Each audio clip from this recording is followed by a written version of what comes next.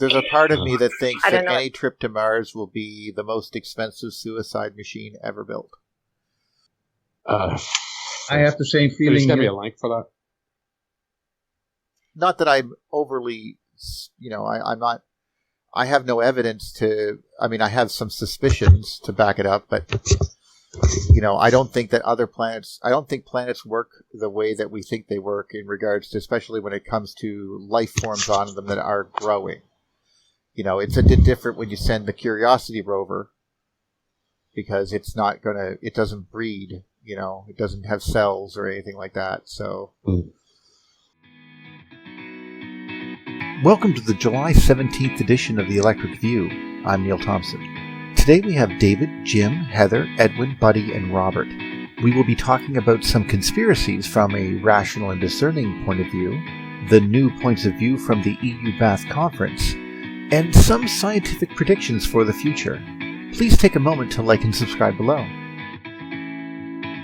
I think my reaction to that is I watched this thing, and this was the one it was the Challenger when the Challenger went off. 1986. They're making such a big deal about the school teacher going on, right?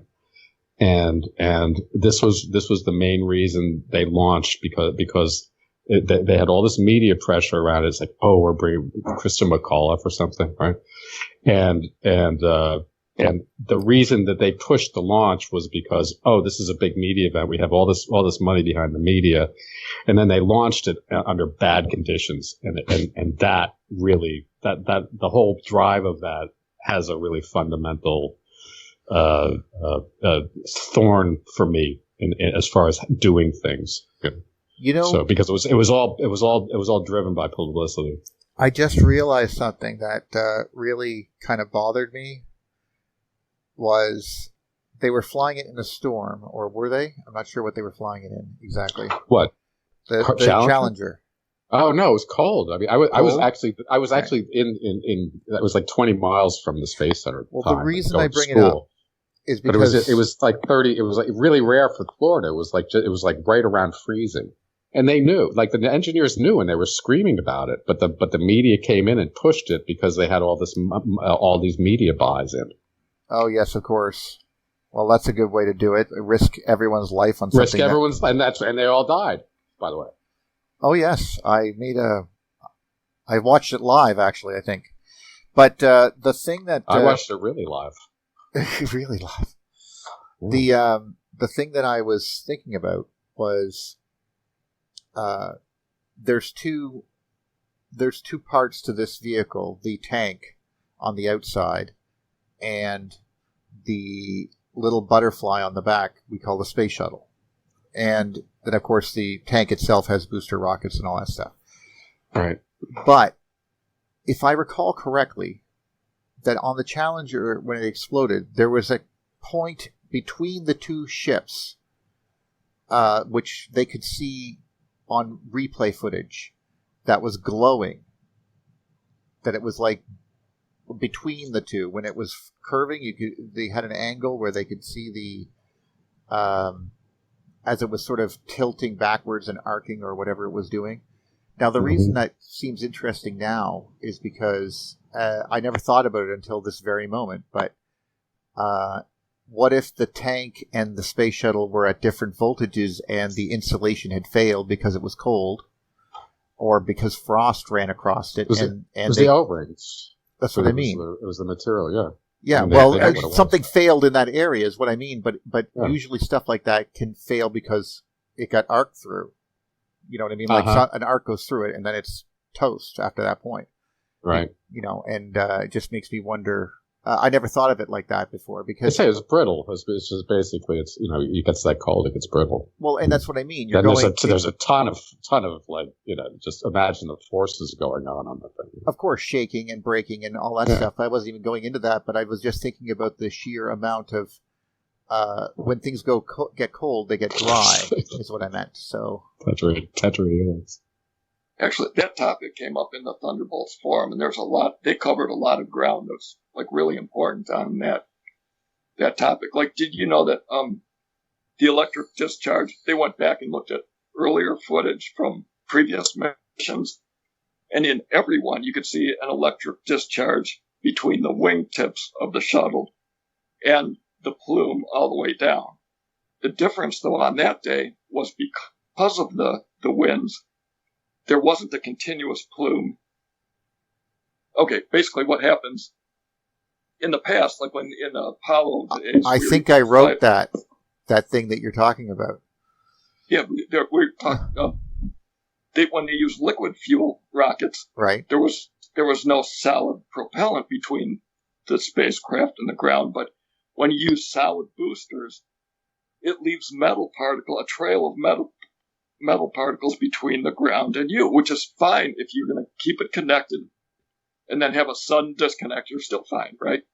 But if you more or less, right? But if you have if the path breaks and then reconnects, like if you have wind destroy the plume, but then reconnection, you're going to get what happened. It really was an electric discharge that happened, and the whole O-ring thing, that was just a cover up because they don't, not a deliberate lie. It's a cover. Feynman was on it, so it might have been. By the way. Well, there's an interview with him going in, and I mean, he was the one who gave the testimony on it, which was interesting. They used him. So.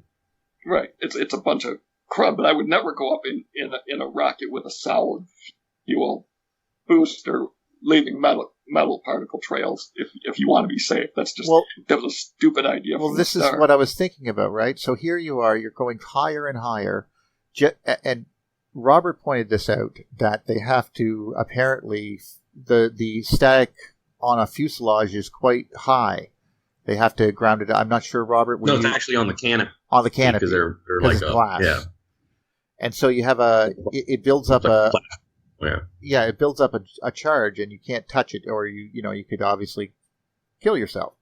But you have to ground it out before you let the guy out or something like that. Anyway, it came up in a conversation about and seeing some sparks on a windshield type of thing. But anyway, we'll deal with that. That's not important. What is important, though, is the solid fuel booster is connected to the ground, and it's a nice cold, and it's, of course, it's attracting moisture from the air, because it was also hot. So it's collecting all of this nice connection in there on the solid rocket.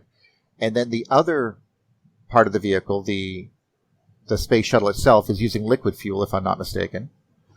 And I just can think about it being at a different voltage and burning right across there. Right there. It's right there, yeah. But this reminds me, of course, of 2002 when the Discovery blew up as it was coming in.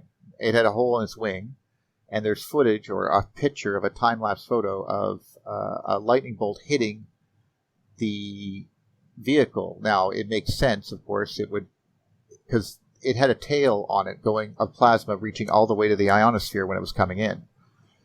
And if the atmosphere had some charge in that area, the space shuttle becomes a probe, so to speak. And if the current passed through the wing and then out along the fuselage through the engine and out through the little funnel at the end and then down the exhaust trail, I can envision that being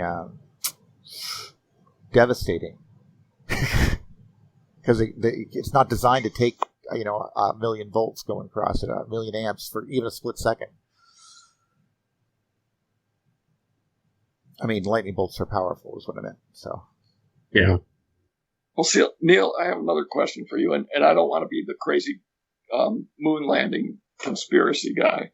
Sure. But the question I do have is, how do you explain, since this thing was taped so well, why was there no electric discharge between the lunar module and the orbiting craft when they reconnected? I mean, are we safe in assuming the moon is exactly at the same voltage as the spacecraft that took off from Earth and never hit the moon's surface? Something doesn't make sense to me. I know why you think that, and I will explain why I think that you're probably not 100%. You're thinking correctly, but I look at it this way. we're at a particular voltage away from the sun, so we know that number. We have a general idea of the voltage of the sun itself, which is actually probably has a negative surface, and but it has a very positive outer core because of the way that shells form, anode tufting and all that kind of stuff. So you're going to have, the Earth has a particular negative voltage as well, 500,000 volts from that, about 600 or 700 from the sun to it. So it's like another 500,000 to get to here. So I picture when it went up and out, it was under electrical stress. It's trying to bleed off this electrical charge as it travels, but it's not really doing that incredibly efficiently, obviously. And then the moon itself would be probably also a negatively charged sphere. And so it would also be reducing stress as it got closer to the moon. I don't know exactly the voltage between the 2 points, but I can envision that they are, well, I just can envision that they are close enough that it could compensate for that. But I don't know for sure, of course. I just have trouble because from my little bit of experience I had with airplanes. I mean, if you take an airplane off from the surface of the Earth, fly it around in the clouds and land, you better be damn careful to ground the plane before you try refueling it because of same with waxing a car, getting shocks. Yeah. So, but we at least have the advantage. The atmosphere is the moon doesn't have a way to an atmosphere to discharge or charge like that. So it would seem like you would either have a discharge when the lunar module landed on the moon, or at least a discharge between that and the orbiting spacecraft that it docked to. And there's like no evidence of even like what you would expect just from static, like what you get from a small plane flying around. But the atmosphere is actually static electricity going across the fuselages would actually generate charge. I understand that. But what I'm thinking here, and this is just my thoughts, I think that if we were traveling along this pathway, if we could see the aurora, the dark mode discharge around that spacecraft, because all the ions around the Earth are going to try to grab something from this vehicle that has arrived from the negative vehicle that has arrived from Earth, and it's now in space. And all these ions are going to try to it would look like there's a wispy plasma around these vehicles, I would think, in dark mode discharge, trying constantly to change their voltage.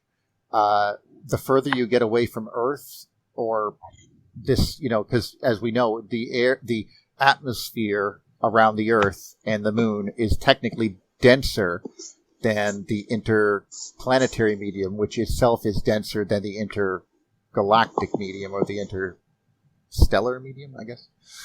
Anyway, it just seems that way, that galaxies pull an atmosphere around them, probably an electrical effect. But anyway, this is what I mean.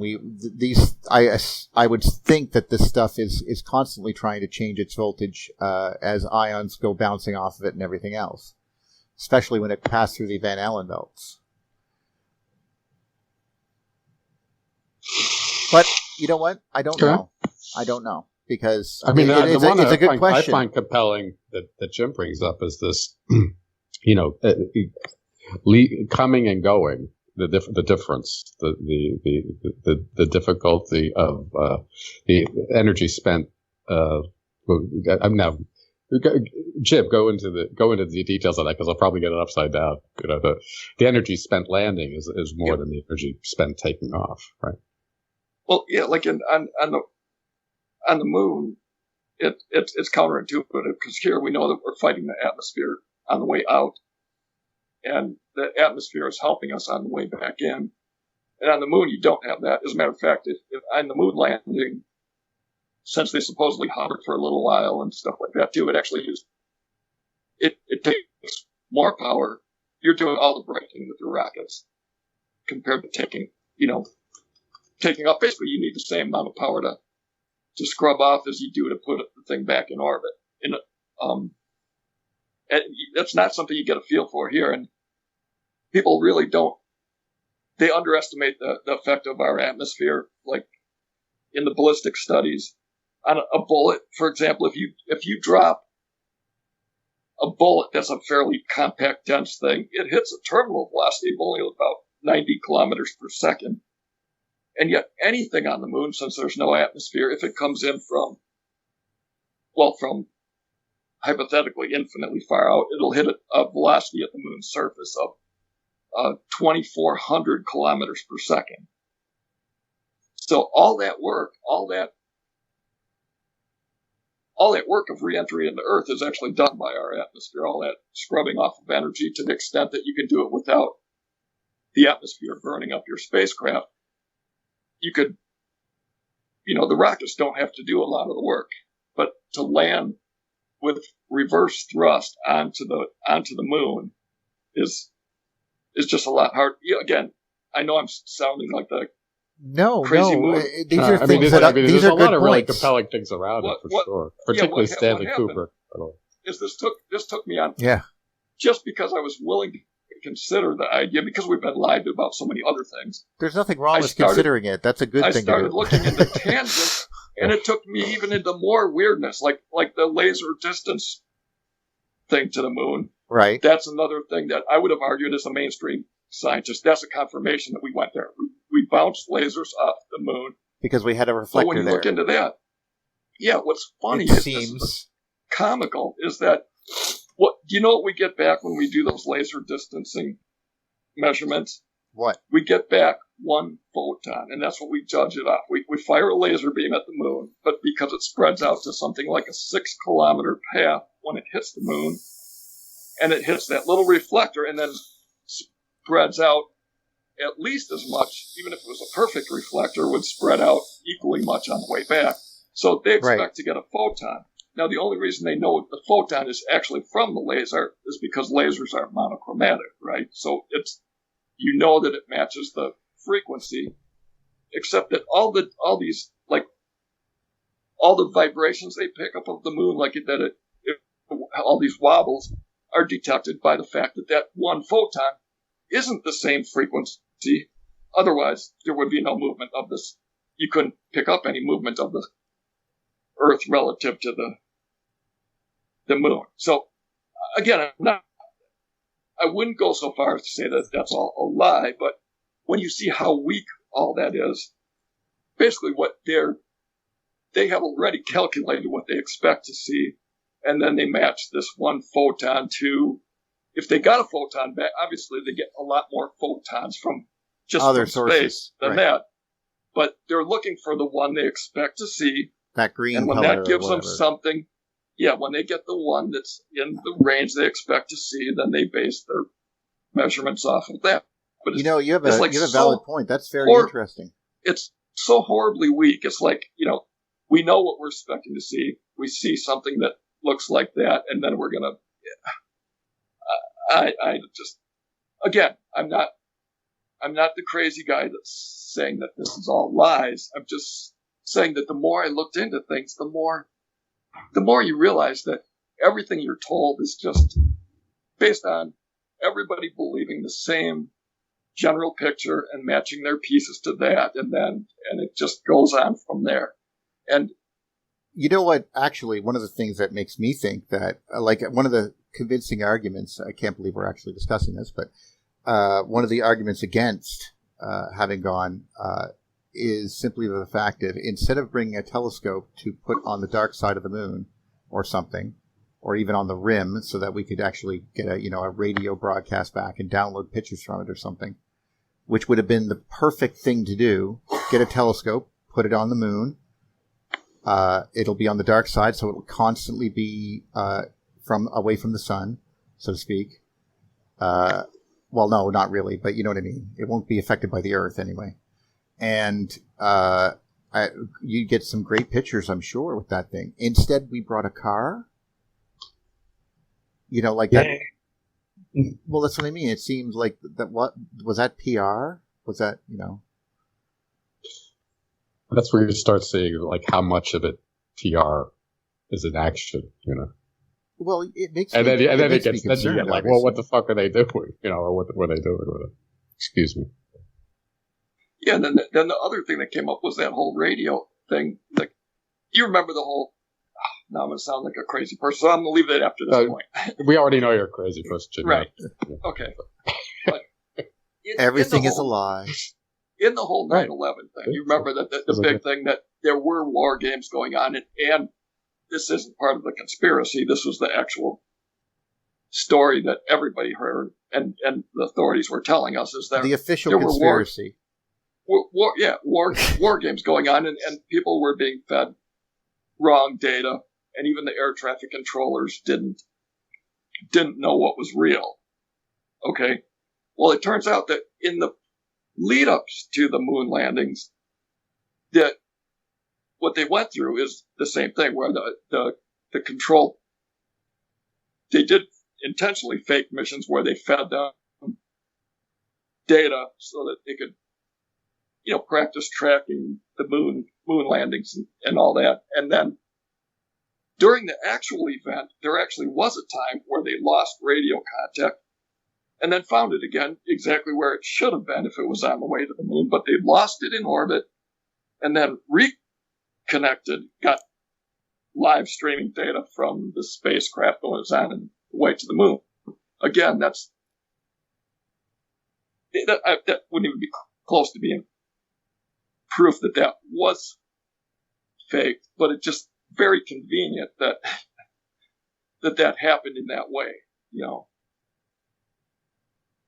What I'm saying is, if I wanted to pull it off as a hoax, that's what I would do too. Is I would actually you can't stop people from tracking optically, and anyway, a space mission when it launches from Earth, but then you're going to have to, if you're going to try to fake it, you're going to have to cut off information and then try to spoon feed data to where this spacecraft is supposed to be, and keep that streaming in. So, but to me, the weird thing is this conflict between these two narratives. It's like the one that was like, okay, this is news, and here's Neil Armstrong, and then the other one, which was like 2 years earlier, that was just a big cultural event, was 2001, where it's like, okay, there's actually this other story going on.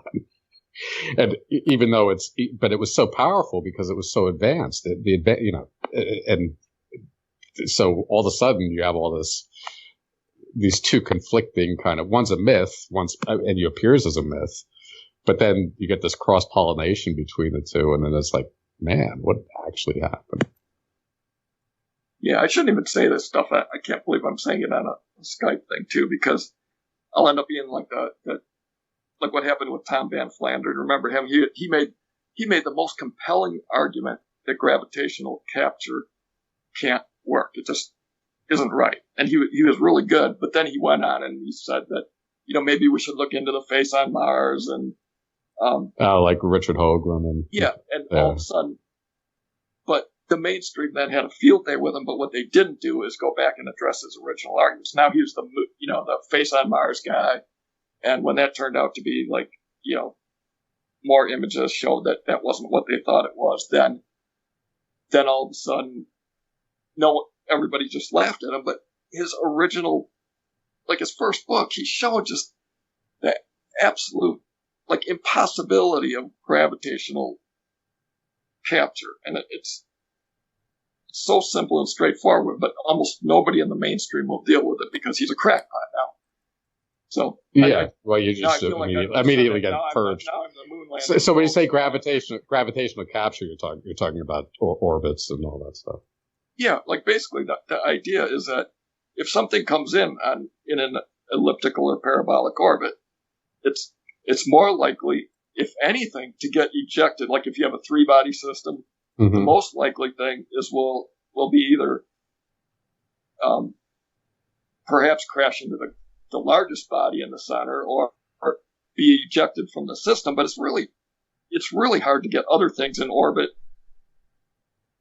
To get those, the Lagrange points and all, the calculations that have to happen on that are just really, really super precise, right?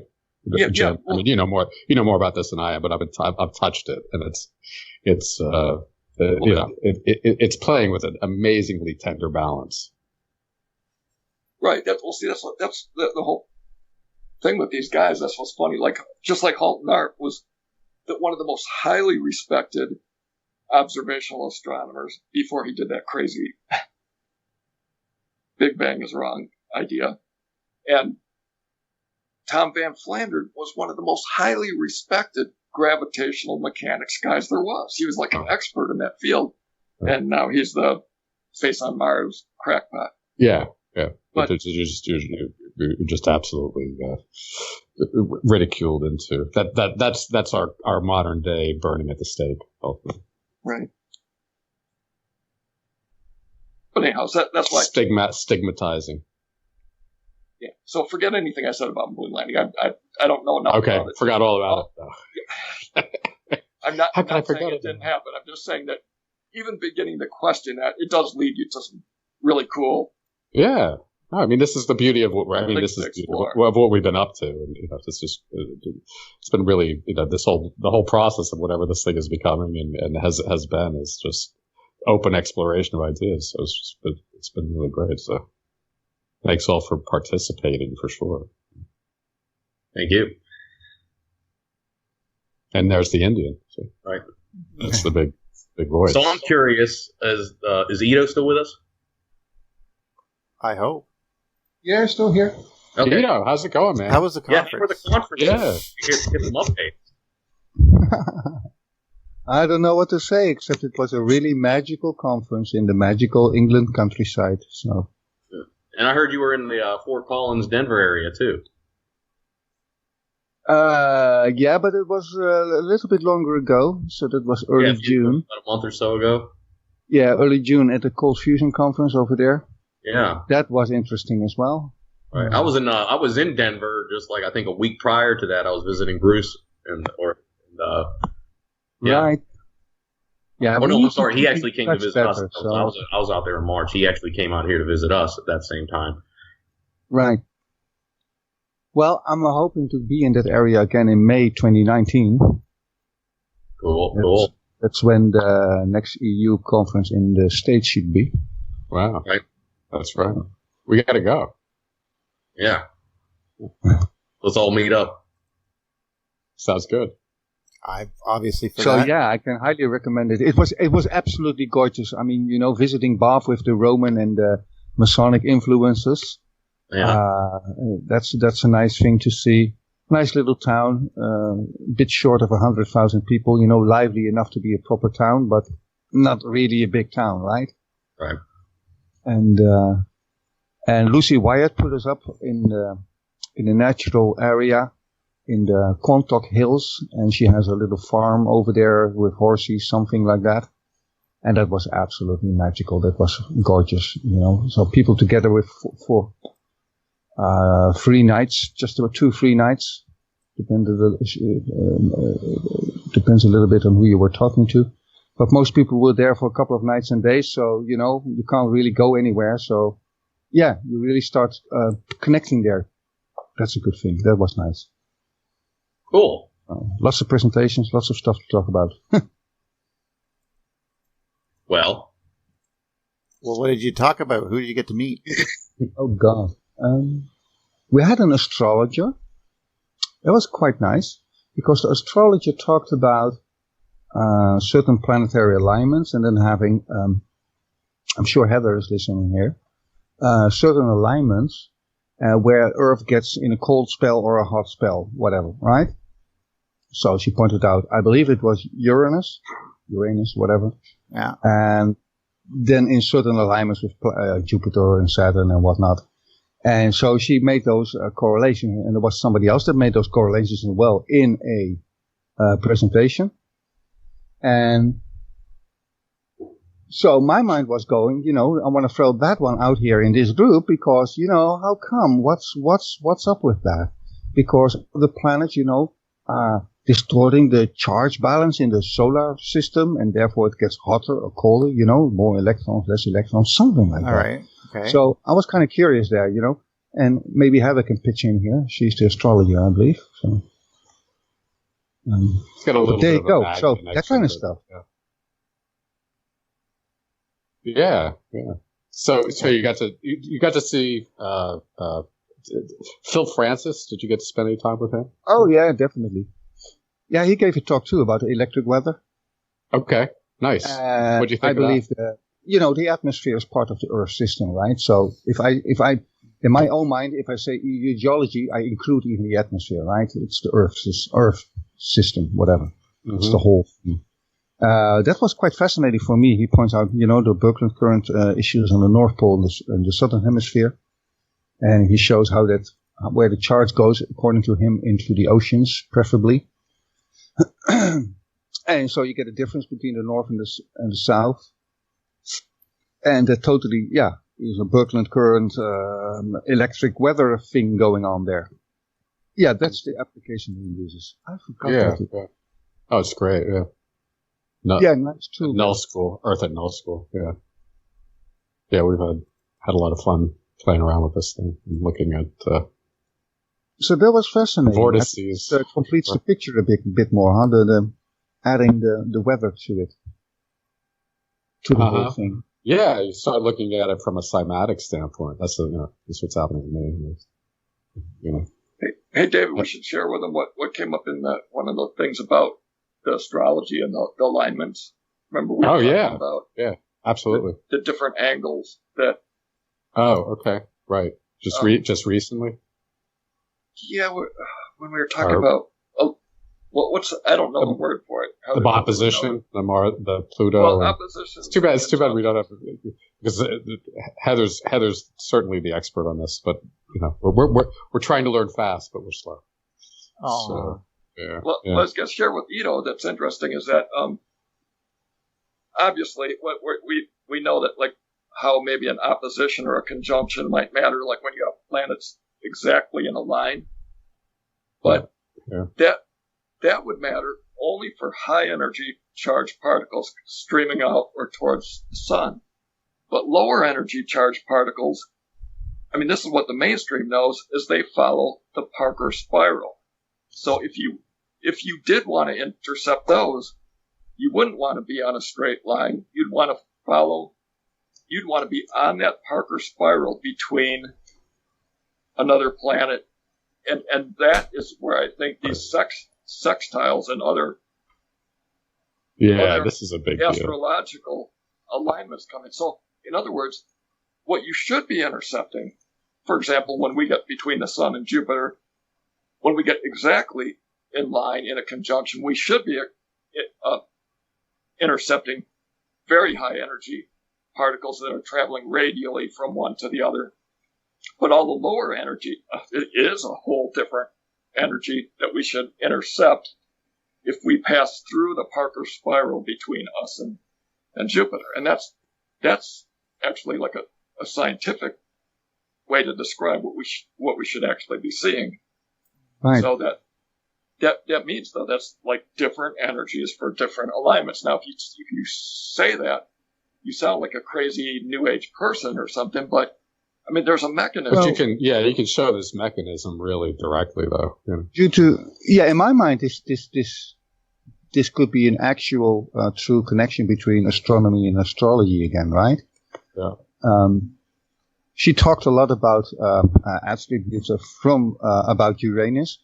So she talked about electricity. She talked about cold, about earthquakes. And I go like, oh my, those are exactly the terms we use in this kind of context, right?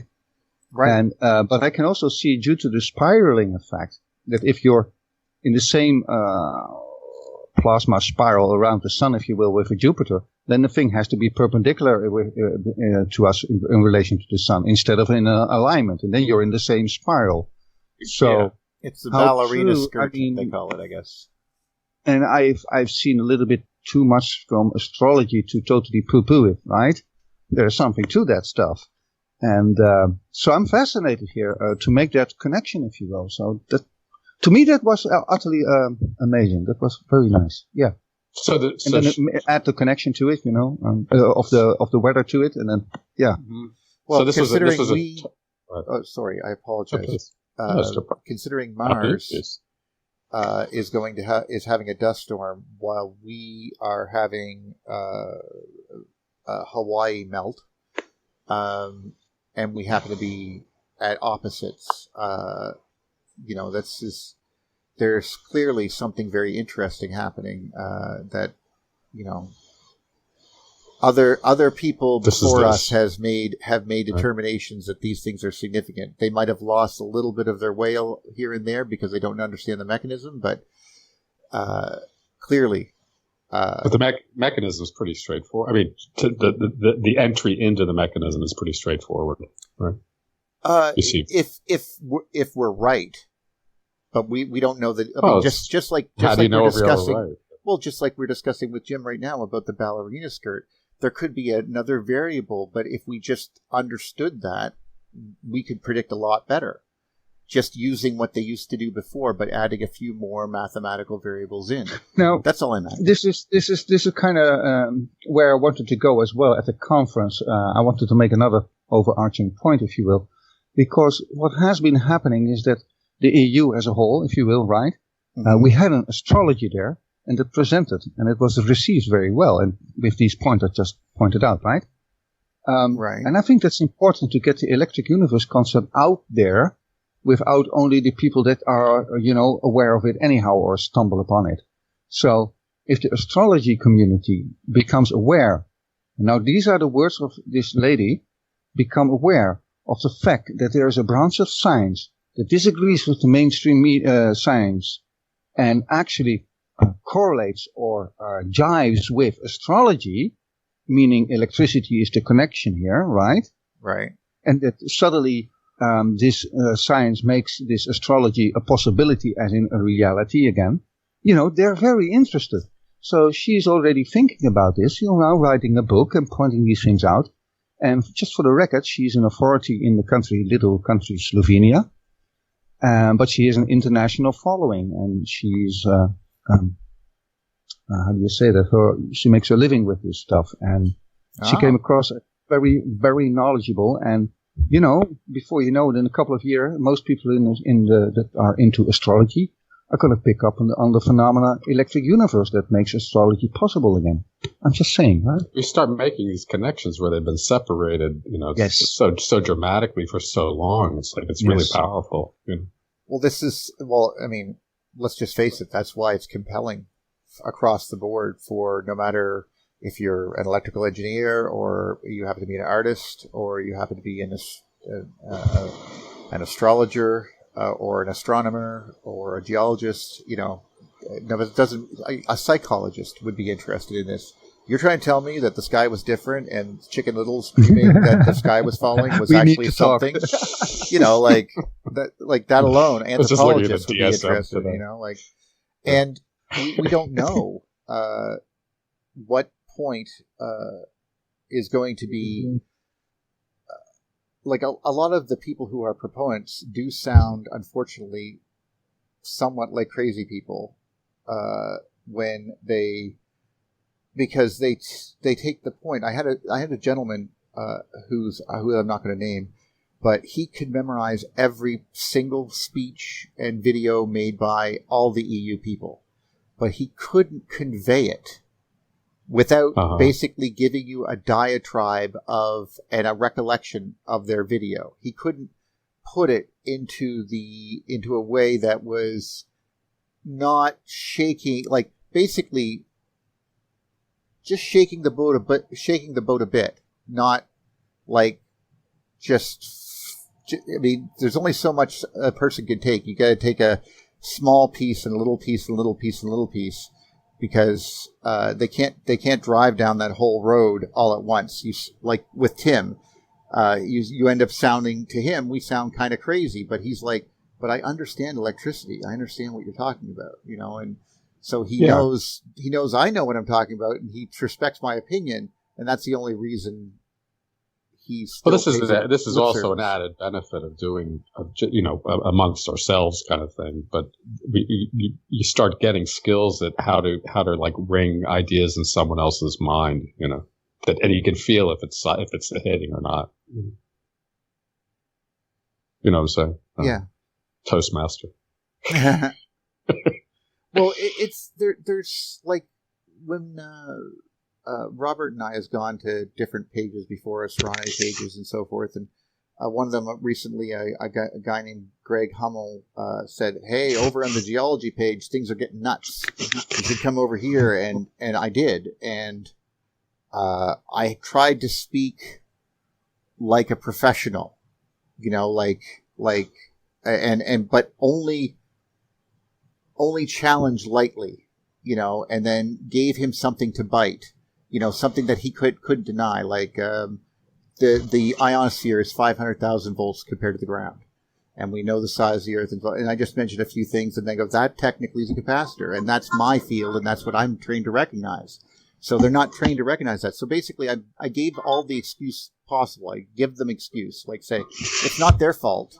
They just not trained in this. It's okay. Let's not insult them. You can't, because people who are on the geology page probably have either friends who are geology, interested in geology themselves, or, know actual, a person who's a famous geologist. And then this person gets the image that you're bashing that person. Right. And they're going to not like you. Right. Yeah. So this is the, right. How do you develop the Which incident on the geology page are you talking about? It was on the Electric Universe Theory. He posted, "Hey, I had this really cool thing on the geology page." It was by Greg Hummel. If you put those Electric Universe Theory and Greg Hummel together, you'll find the post. Oh, okay. Because I know Greg and Howard Littman got into it the other day, and they were talking just back and forth, each other nitpicking. I was like, "Come on, guys, just back. We're on the same team here." Well, Howard's because there's a lot of passion in this. It's very easy. Well, yeah, there is a lot of passion. I guess Howard, he's passionate. Very passionate. His passion is his writing, so he wants everybody to be like, opine with a flair of pen. And some people just like more abstract, like me. I don't want to, be corrected every time if I, speed text and then, you spelled this wrong. I'm just like, so what? I like it just, take your own interpretation into it, and then we can talk. But that's just people. You lose the spirit of the word when you can't pronounce it, and it's or it ends up being very dry and harsh. Then you look like a damn fool. So it's just like, well, I just noticed this, and it looks. Yeah, well, that happens to me. What do you guys think? Right. Oh, did James get a chance to use my work there, Ido? James did an excellent presentation. He gave a presentation on the tour day, so when we went to Avebury, which I found fascinating. Well, I wrote specifically for some of that stuff, so yeah. And Cheddar Gorge, right? So that was the canyon. It was it's tiny if you compare it to the Grand Canyon, but it is very, very pretty, and it's high enough to really fall to your death, right? So it's very steep. So it's impressive enough. And he put it at least in one or two slides about it, but he put basically everyone that mentions somebody on geology in there. So he made a huge collection there, and I hope it's recorded. I'm not even 100% sure what is recorded and what is not recorded. Well, I wasn't that vain to think that I needed to be mentioned necessarily. I just wanted to. I mean, glad I was, but I meant that I'm glad that it was of use. Well, we pointed out a lot of things that we talk about here, right? And the groups that we have and social media, and everybody can pick it up. I like that. The feedback here was, Neil, that especially the spouses of the scientists, if you will, right? Right. They came up to James and go like, okay, really nice presentation, and thank you for this, because we could understand this, right? The rest is usually a little bit scientific here. So we don't always grasp it, and we could follow this. So they were particularly happy. So that landed well. And that taught me again that geology is definitely a topic to score with. It's fascinating, right? It's called the Rosetta Stone to understand our true cosmology again. And that's how I keep calling it. So we put that kind of stuff in there too. So yeah, it was used. Can't recollect exactly how and where, Neil, but.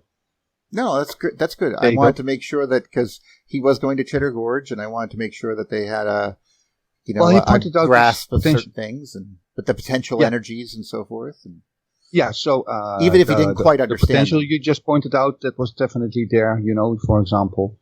But also one of the nicest thing was that the moment people landed with their feet on the ground, coming from the bus in the center of the gorge, the first we concluded was, hang on, there are no creeks or riverbeds here. Everything seeps into the water. How come this is eroded? Can't be. That was the first thing. So that was kind of funny. So yeah, they did get the electric glasses kind of sort of. Good. There. That was perfect. Yeah. That's exactly what I wanted, because he said that he was going to have trouble trying to, define, like, to paint a picture that they could get. So I tried to give him something basic. Right. So I think it was all good. I think it was a fabulous presentation there. So perfect. I'm so glad. I'm keen on getting any imagery there or whatever. Yes, and we can talk about what we're going to do next time about our whole exactly. And Richard, electric gravity model with time atom. With Richard. What about Richard? You got to spend some time with Richard. Oh, definitely. Yeah. Richard is a nice chap there. Yeah. He has this seniority, right? So that's yes. He's an elder. He's got the experience. Speaking of which, I met a whole bunch of people, but not just once, He's young at heart. Yes, he is. After a few days, everybody's there and you can talk to everybody, and still didn't get all the names, but I got half of it, considering there were 50, 60 people in a few days, not bad. So yeah, lots of people there. Interesting people. I was, usually, I think that's why initially the breakout room, what happens in the first place was because of this, the recognition of the need to go into some slightly further off of the main, the main fair, and explore a little bit deeper into other things. But the way they treated it was like sometimes that they felt like that they were, that the the cops were going to come get them. It felt like they were so, they felt like they were stepping on, like, oh, well, what happens if he says this? I don't know. It could bring down the whole house of cards. And I'm like, what are you guys talking about? Right. This person was talking about cymatics, and because they had logos from famous companies and was doing something in regards to, showing you how each of these logos were actually all the way from, they call back to ancient Saturnian symbols and Venusian symbols and Mars symbols and so forth. And, like the peacock for NBC, for example, which is very similar to, the Japan rising sun, which is very similar to the shell of Venus de Milo, for example. All of those are very similar things. Right. Right. And so this type of thing, but they were like, well, if someone sees this and records it and they see that I put this logo in here, and I'm like, my God, fair use, guys, fair use. This is not, don't get me wrong. Are you making any money on this? Release form that you have to sign, right? That what you show is yours unless otherwise depicted, blah, blah, blah, blah. Yeah, but you could, still, you could put the little thing, here's NBC symbol, Yeah. they splash that shit everywhere. It's not like you're actually advertising for stuff. NBC. Right. But anyway, I'm with you is what I'm saying. I'm with you getting it a little bit out there to other people on the other side, people on, into different avenues, yeah. Electric horticulture is going to happen. We already know that they do that already, where we're going to charge the dirt, and they used to do that even back in the 1800s. I think they were doing something like that. So she gave us 11 years because, as jokingly at the end of her presentation, so she pointed out all kinds of dates, right? Right. And at the end of her presentation, I can't remember exactly how and why, but she made a prediction there, right? Astrology. And so she said jokingly in 2029, so that was 11 years, electric universe goes mainstream. So we have to go mainstream in 11 We're going to years. be the ones. We have to We're get busy. going to be the ones making it happen. By the way, Maybe. it seems like it to me. Yeah. At least partially. Yeah. So, Yeah, who knows? it feels like it. Feels like it. It's pretty exciting. I mean, one of the things is Chris Reeve this week. I don't know if you got that email. Talking about this image, the meerkat. Pretty amazing. Radio telescope. This would be interesting, like just to get some more input from Jim as far as like what using a radio telescope to get this. Then I was just looking at the field of view, of this, the angle of this thing, and just what is it, 10 parsecs, I think. Is that? No. It's probably, I would guess that picture's probably, if I'm just guessing here, about 100 light days across. Light days, yeah. Okay. So I was seeing parsecs on it, and let's see what we got. Maybe I'm wrong. So let me, but of the scale, let me find out. Well, see, I wish I'd had it there. Oh wait, maybe I have it here. A parsec Very is interesting 8 light minutes. Okay. But they have the 5. It's a 5K image, so I was playing around with it yesterday. Oh wow! Hey. So 64 dishes in the middle of a desert I assume in a triangle shape or whatever, or not triangle, but a Y shape, I guess it would be. So are those Birkeland currents we're seeing there? Oh yeah. Look at them. I mean, certainly, look at some of this stuff that we're I mean, that's pretty amazing, right? And look at it. You can see 2 currents wrapped around each other. Just perfect. Yeah. Let me get the here's the original. And that is going right really down the zoom. center of the galaxy. That's the plasma at the center, so to speak. So. Yeah, the supermassive black hole. Yeah. Yeah. I mean, this is this one to me is really like upturning, and Chris Reeve is right on the front line of the slash dot. If you get a chance, kind of see how they react. They react like. I went onto that page yesterday and I had a little bit of fun, and they started calling me like an electric universe. They just absolutely disparage anyone. My God! It's worse than the tinfoil hat. It gets. They're getting it because people who just see it and it becomes something that they become convinced with, go out and tell people, but they're not versed in it necessarily, and they come across like they also think that sometimes it's attributing belief to beliefs. Like, for example, I got this already from that guy on Geology. He goes, I think I know where you guys are coming from. Hey, Neil, how old is the Earth? Yeah. And then they try to set a mouse trap. Exactly. For you. I said, my response was millions and millions, if not billions of years old. We don't know for sure because of the electric decay rates being changed by electricity. We just don't know anymore. And of course he wouldn't reply to that because he obviously thought that I was going to say, oh yes, I'm a creationist or something, Yeah. Well, that's what they want to do. The trouble is that I'm not a creationist, but I have no reason to think that dinosaurs couldn't have walked with mankind. That bothers me greatly in my head because there's a part of me that's laughing at myself. Like I'm making fun of myself for thinking that at all. And then at the same time, I can't deny though that we have seen these tracks that apparently were some sort of duck-billed dinosaur that were apparently faked way back when in Arkansas or something it was, in some creek bed somewhere. The trouble is though, is they went back to the spot and they decided to dig up underneath and dig up the land. And for 30 feet, the tracks continued under the earth. So the question becomes, how good did these guys fake this? Why would you? Did they actually disturb the land? How did you? You know what I mean? Like that kind of stuff. So, and I don't like to think that, but at the same time, like I said, I can't believe anything past 250 years practically.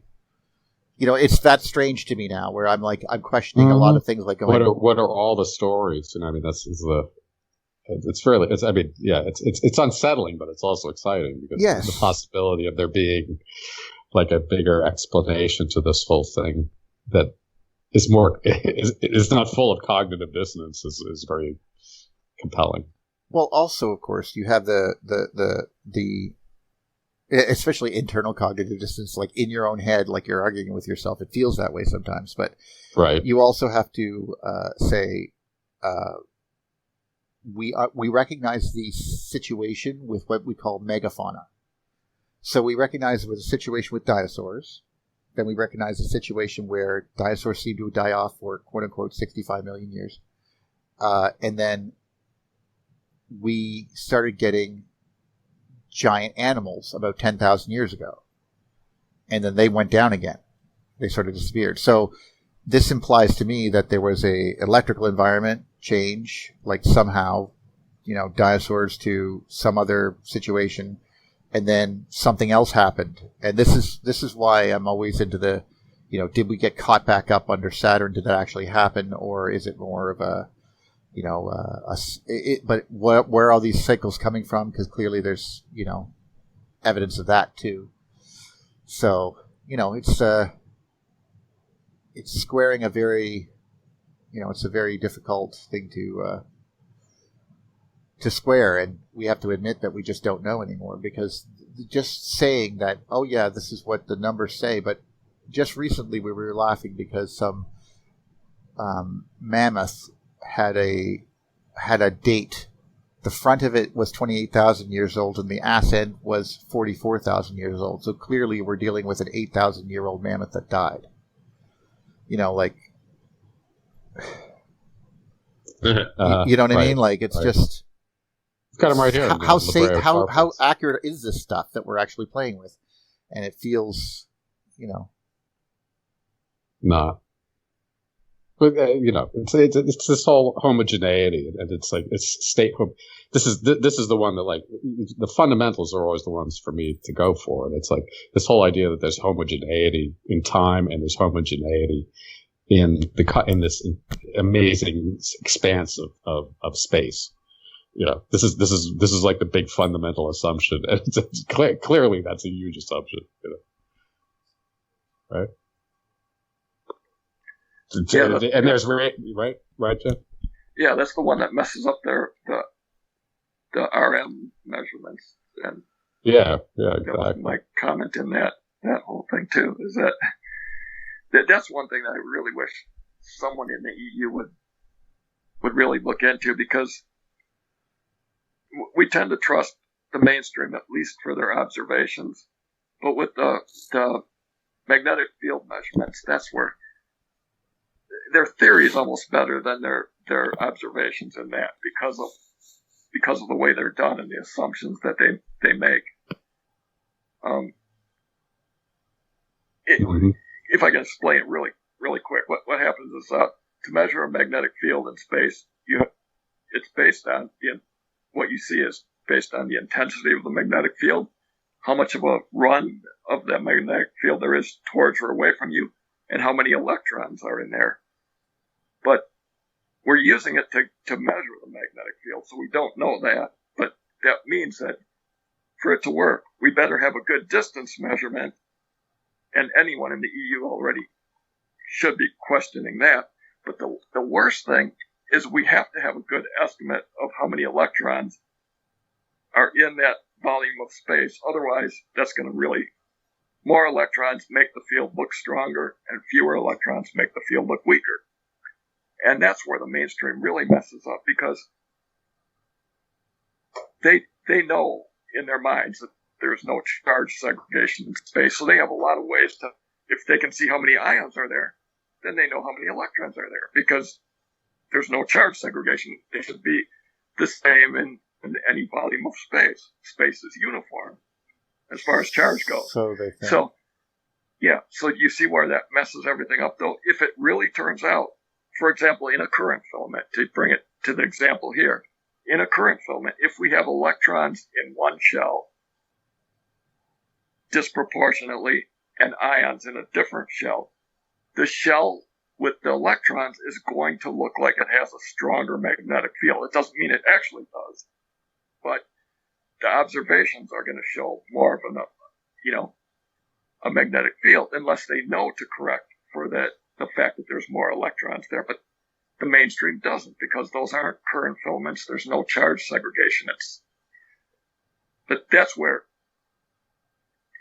I still kind of crack up when I read like some of the Thunderbolts posts on what the mainstream sees as being a confirmation of EU ideas. But when you actually look at what the mainstream sees,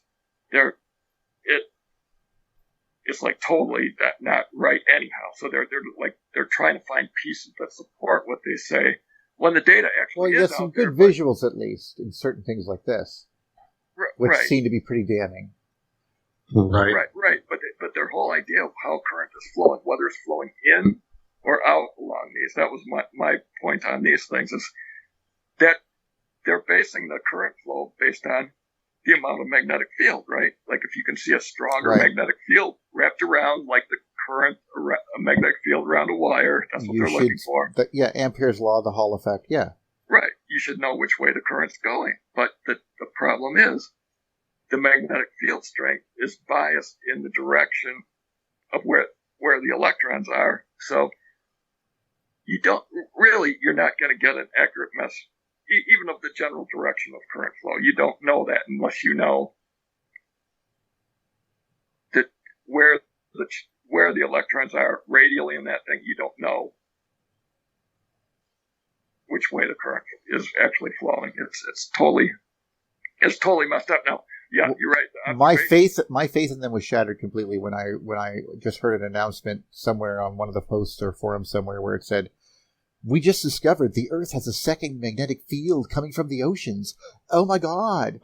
So here you are, saying that you know what magnetic fields are going on in space, yet you just recently detected one here on Earth. Like,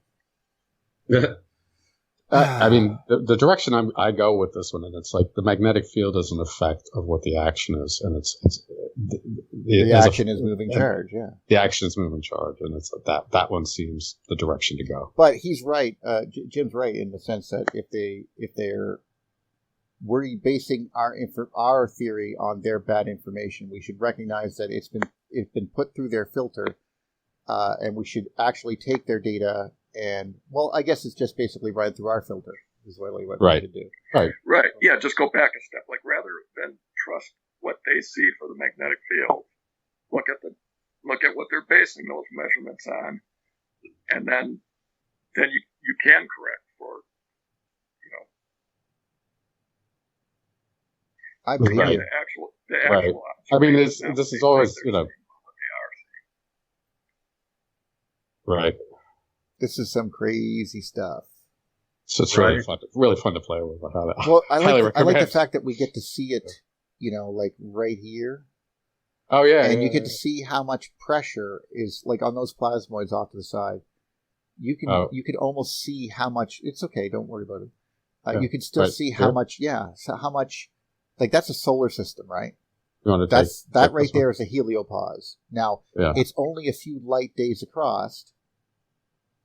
And which is about probably the size of our heliopause when you get right down to it. Maybe slightly smaller. I don't know how big our heliopause is, actually. I heard it was over 80 AU. That's actually, I think that's beyond the orbit of Pluto, or the Oort cloud or something. So. Supposed Oort cloud. Well, it's not there. We know that. They only needed that because they detected organic material on comets, and therefore it must be blah blah blah, blah blah blah. Yeah, it's always. I understand the. You can't. It's spinning for sure, right? There's a spinning top nature to this thing. It's like they're reaching for the biggest, almost like the most fantastic announcement. If you get my meaning, like it's like I want to blather on, like it's like. Well, see, this planet is the same size as Earth, and it looks like it's in the Goldilocks zone. It's another Earth. Just like when we decided to go to Venus and say, no, I bet you there's going to be clouds, and underneath the clouds there's going to be a forest, and it's a rainforest. There's going to be beautiful creatures there, and everyone. That was 1950. In 1960s, they were like, "Oh, we're wrong. We're totally wrong." But there's always there's always NLT associated with any of these announcements from officially, and that's what drives me nuts. It's like the neuro-linguistic programming.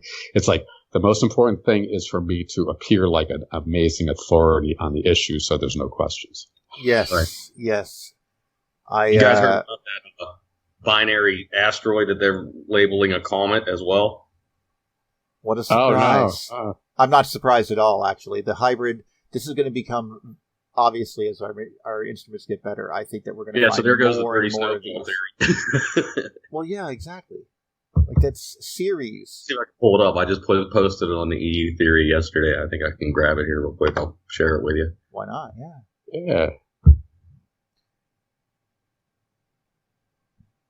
But you see, Jim, how these blobs, which we're going to call solar systems, or heliopauses with the star exploding in the center there, these wonderful structures are not cometary in shape. Now, this could be, I would assume it has something to do with their connection to or their electrical environment being as intense as it is. But if you notice the lower right of this picture, there's actually a little cometary one. So it looks like there's both. No, not there. It's the lower right of the whole big thing. Don't worry about it right now, though. Okay. All right. But it looks like almost like a comet shape of the heliopause. So this is where I have to admit, or I have to assume then, that both types occur. That there is a sort of the torus donut-shaped and the cometary-shaped heliopauses. What that has to say about, I mean, obviously, I assume it has something to do with anodic and cathodic reactions to the plasma that they're in environment, but I don't know for sure. Yeah. It's really important. I mean, they cathode action we're seeing it. This one, is ringing pretty hard these days, but just looking at this thing, I won't be able to find it, huh? Yeah. Okay. Just the meander patterns versus the Lichtenberg, like that's a meander, but you see there's a connection through the top, which is probably. I like the oxbow jumps again. I love those. Right, but you see where he's got it disconnected. You get the. Let's see here. Gonna move. You get the Lichtenberg. Let's see there it is, right there. But you get a nice flow. There's the Lichtenberg, but you see, whenever there's a connection up through, it goes meander. You see. Well, yeah, because it's hot on the inside. The plasma's hot, and it's probably going to reach up. But it's try to ground out generally somewhere finishing up there. On the glass until you see it come up into the top, right? Yes. Yeah. So, but you see the Lichtenberg when it finishes on but depending on what your name of which one is, right? But let's say the cathode, right, is here because that's the one emitting. Sure. Right. So this would be to center, right? The glass itself would be the center point between, he's connecting the anode there, right? I think if I was to think about what I'm looking at here, basically when it starts spreading out, it's creating a sort of like a low density vortex still going up that pipe, but it's spread out along the glass on that end. But it's the circuit between the anode and the cathode. Right. When he does it like this, it makes a much firmer connection. It's like, okay, I'm going to go right up through because it's going to basically see from metal to metal connection type of thing. Right. But if you don't, otherwise it's just like when he lets go. Otherwise it expresses like the Lichtenberg, right? Right, but his hand affects it too. You see, because it's going to sure. His hand right. is a conduit, but it creates a capacitance where his finger is, and that's why it does its thing there because it creates a charge. Because the charges want to get to his hand. His hand has a charge to it, and then the stuff wants to attract to that point, and so it does. But it's still not going through it. This is just a build-up point. It's going to still try to get up and out to the top. This is going to glass, right? And then now it's going to anode, right? Right, but notice that haze that you're seeing on the inside, that blue glow?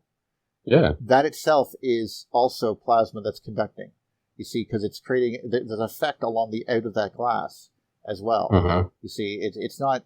This is like it's when he doesn't have the connection. It's much more pronounced. It's like you're asking me to describe everything with regards to a writhing snake and everything. It's like dealing with a living creature. I will show you a writhing snake. But you see how every tuft, when it hits it's all glowing blue.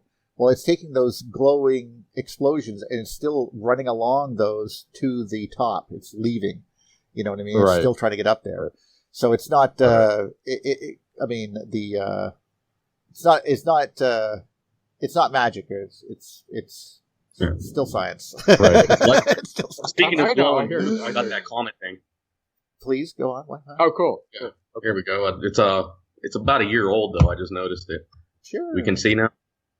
Let's see. Good. Okay. Can you see the screen now? Yeah, I can. Oh, yeah. Okay. So there it is. I just found this when I was perusing through other CBC News. Wow. Yeah. It's a binary asteroid that's starting to take on behavior of a comet. As you can see there, it's brightening up. Which is basically, by the way, exactly what that Comet 67P will look like once it eats through the center between the two. Right. So there's just more of because it looks like a barbell, if I'm not mistaken. Yeah, well, they say they're twins, but yeah. Well, they say they're twins because they're friggin'... They just go, oh, well, they must be twins because they could have been just like 67P and just been worn down over time. And this is in right now it's currently on a fairly neutral orbit. That's all. Right. Those darn Trojans. So, but yeah, that's that post is up in Electric Universe Theory page. I like how you can see the tuft coming out of one. I think that's what I'm looking at here, like little gaseous outpourings, so to speak, off of not the tail, but sort of like to the front. Yeah. There's just a little, there's some right there. Look at that. Wow. And it's obviously two different surfaces. I think anyway. Right. I think that they have a better picture of that more recently. Is there room for a little bit longer talk? I want to pick Neil's brain there again. Sure. Feel free. If Neil's okay. I overheard you the other day when I was listening to the Electric View there. One of the few shows I still listen to on the internet. Aw. Speaking of which, I got to make this. I heard you say something to the effect of that the structured atom model makes it easier to explain gravity. Could you point out... I sent you an email on it, actually. Huh? I sent you an email on it, actually. You and James. You sent me... Yeah. When? Like 11 days ago. 12, 13, 14, 15 days right. ago. You got to understand I was doing my own preparation back then. Yeah, it's okay. But yeah, it's in there. Yeah. And I basically, and I can just tell you straight up, I told these lovely people here, but basically the nature of trying to make this go subatomic, make gravity have something to do with dipoles inside the quarks or something, or subtrons, as Ralph Stansbury said. Right. So why is a dipole important then? Yeah. Why is a dipole important? Yeah, in this context, in relation to gravity issue, because it causes gravity. In the electric gravity model. Can you model, explain that to me in layman terms? Sure. You have a charged body, we call it, let's say, the Earth, and it has a certain charge potential, let's say 500,000 volts. It causes everything inside of the field, even above it and below it, to be perfectly honest, becomes aligned, but only because now, in the real macro scale, when charges can move, okay, like the Earth, like the macro scale, charge, like when you're, for example, blowing up a balloon, okay, and you rub it on your hair and stick it to the wall, okay, that is perfectly fine to do, but the reason it works is because there's the balloon itself gets a charge on it, and the charge goes all the way around the outside of the balloon, and it makes it stick to a different charge wall. And that's generally how it works. However, gravity, we know we know that it cannot be shielded by any sort of Faraday cage or anything like that. Right. So it has nothing to do with a macro scale effect. So, well, that's a big jump. Though. What I think likely Neil is saying here, therefore, the link of gravity could very well be subatomic or something like that. Right? It's even easier than that. Go ahead, Jim. Sorry, I don't want to. Yeah. I was going to say, this is ironic or not, coincidental, whatever. The same thing you're saying, I've come to the same conclusion from a whole different perspective, a different reason, but that makes me more convinced that you're right, that gravity has to act on that scale. So, well, I'll let you finish. Micro scale only? Well, let me. Okay. You can just type in electric gravity into Google, and you'll see Wal Thornhill's paper on what gravity is. What is electric gravity, basically? Yeah, it's the distorted nucleus, yada yada yada. Right. But why is it dipole gravity causing? That's what I'm trying to grasp. This is where I'm trying to finish with you. So, if it was a dipole in a macro sense, okay, then it would balance itself because charges are allowed to move in the macro scale. They move along the outside of the shells of electrons, right? Between the nuclei of the atoms, there's these shells of electrons. Yeah, so to speak. it's like moving across moving in the ionosphere, across the surface of the Earth. But they're all that's wise. Yeah, they're almost all an interweaving web, so to speak, of electrons. Now that means that if there's a charge imbalance somewhere, it can instantly be sensed across this web to another point. And so on a macro scale, gravity can be shielded because the Faraday cage will redirect it, okay? Or not gravity, sorry. Electricity, the electric force can be shielded. Now, in that's exactly his model. He's like saying there's an induced electric field, so this is the 500,000 volts, and that it would attract the positive core to one side of the atom. Now that makes sense to me, but here's where it gets weird. The trouble is that if it could, why would it be doing this? It would be doing this because inside of your model, you have electrons inside of that nucleus. Right. So that those are actually able to move slightly. Some of them would be slightly away from the negative surface, and some of those positive protons will be slightly towards the negative surface of the Earth. So this dipolar action occurs within the nucleus, but cannot leave to go to the shell. It cannot go out of the electron itself. It cannot go to the shell. It's static, therefore it must move. Yeah, it can't move, exactly. But it's very weak because it's a very small dipole. And so therefore, I think that would explain gravity and why it cannot be shielded. And why it is related to the electric force, electric charge in particular, because it shares the same formula. But the reason it can't be shielded is because it's only happening right there inside of your nucleus with the protons and electrons inside of it. This is where I want to. I need to interject for some reason, but it's like you jump outside of the particle model where you have your I know. It almost feels like we're trapped. And it's like if you look at it as pressure, it's like it seems like a simpler type of thing if you're allowed to assume condensate, and you have matter condensates and then it dissipates, and it's like that one is ringing for me really hard with this. Once you have matter condensating, you start having that pull in toward the center, and it's like here's your multiple frequencies of waves. Here's your pressure. Voltage is a pressure. Here's all these things, and this really, this is where I'm aligning with where Juan's going. It's all about pressure. But if you allow right, but an electric field is an electric pressure. going from centripetal in towards the condensate, and then centrifugal out towards that's the centrifugal out is the entropy, and then centripetal in is. I don't know exactly what you mean by that. What's going in and out though? What part? The radiation. What radiation? Well, radiation by definition is out, but it's like the opposite. The generative side, that's the one that's missing. You're missing the other side of it. It's like you're only seeing half of the picture. This thing rings all the time for me. And get the particles out of there. You don't need them.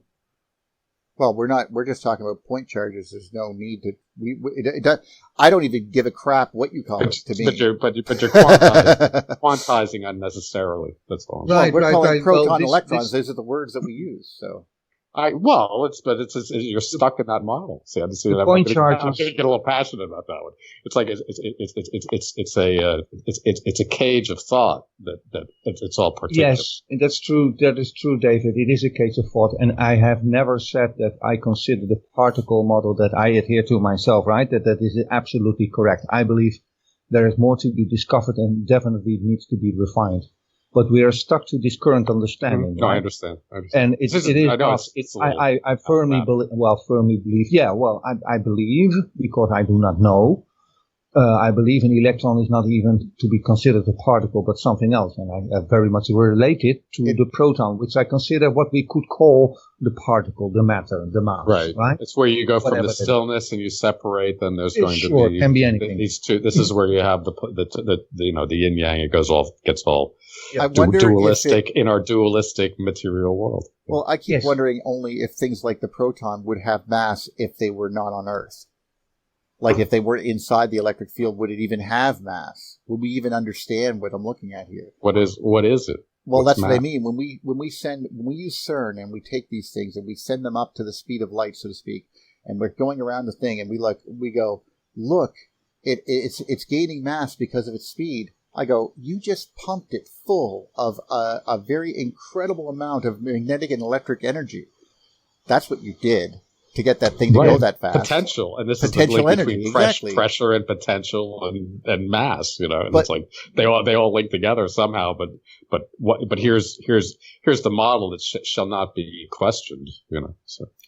And but we do understand though that, and I was trying to say this over top of you, but I don't know if you heard me, and I apologize for trying to get in there, but basically sometimes we refer to voltage as, electric pressure, or because it's the same idea of water going down, that's, we use this, right. The analogy becomes very obvious, especially with pipes and wires and so forth. Right. The nature, just making it easier to visualize, I guess. Pressure comes out. In fact, I think that's probably why those things were probably called condensers and stuff. Capacitors were called condensers or something way back when, and they had different names for things, and we have to. Right. They didn't even call electrons electrons until have what? Subtle different implications too. Yeah. So we've been cathode rays. Yeah, cathode rays. They were doing all this without having a clue what they were looking at. But that's only because someone said that's a cathode, that's an anode. Why are we calling them different? Because they look different. They see how that one goes that way and that one goes that way. That's. I mean, all of this is just made up from thank God for Volt, who came along and said these two pieces of cardboard put together equal 1 volt. Excellent. Now we can do math, and they just started going from there. Because they had to pick some. Oh, you build things. Well, we needed numbers to play with. We didn't know what electron value was in charge until way later. Thompson, like at the end. I mean, it's always those deathbed confessions, but he's like, it's like I don't. It's not I don't believe in God. It's like I don't think the electron is real. It's like J.J. Thompson, the guy. Yeah. Well, there's a valid point to that. When I hear about when Ito described the electron to me, there's a part of me that was like going, maybe it's just like the negative dent that is put there because of the evenness of the surface of this particular atom, and it's only there because of these basically it's manifested from the ether, so to speak. Uh-huh. And so there's always the equivalent amount of electrons that there are an equivalent amount of protons in the universe, so to speak. But this is metaphysical, of course, but there's a part of me that's, sort of wonders on that level, Ito? Yeah, I'm following. Well, again, I'm the first one to say we're not there yet. We're not there yet. Next level to be of understanding to be achieved there. I'm firmly convinced of that. But for now, it works and it helps to understand the model and the structure. And I believe the structure is key here in order to make the next step of understanding what the elements are about, right? And then later on, there can be that refinement that will dive into much more physics. And I hope to go there, actually, Neil. That's kind of why I like to pick your brain.